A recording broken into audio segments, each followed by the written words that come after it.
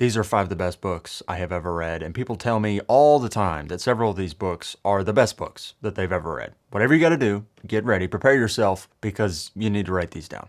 First, we have The Lies of Locke Lamora by Scott Lynch. This is a band of thieves, a heist story following Locke Lamora and the Gentleman Bastards. The banter and character work here is the best I've ever read. Scott Lynch will work a sentence in a way that makes you think he is both the most intelligent and dumbest person that you have ever come in contact with. In fact, I would love to have a beer with Scott Lynch just to see what he'd say. Then we've got Lonesome Dove by Larry McMurtry. Did you really think I could do this list without talking about Gus and Call? This is the best book I've read this year. I read the book. I've gone back and gotten the other books in the series. I watched the TV show with my wife. I love this story. I love these characters.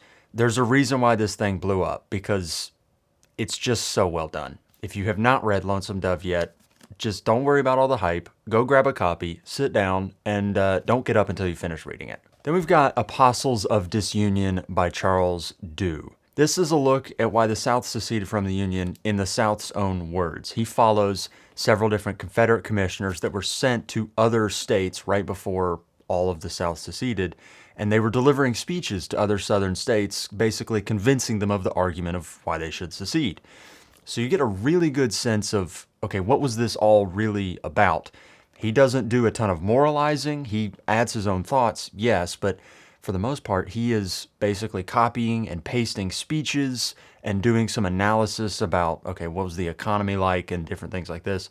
It really puts in perspective the why behind secession. It is a complicated thing, but it's something that I have seen the more I've studied the Civil War. The truth of it, in my mind, has become more and more obscured. Then we've got Vietnam Perkasie by W.D. Earhart. This is the best memoir I've ever read, period. It is so completely unsettling. There's a constant feeling like there is something around the corner that's going to get you. Earhart writes very poetic and conversational. In fact, if I were to write a book, I would try and copy the prose that Earhart uses in this book. It's so accessible and it's impactful. It hits you right in the stomach.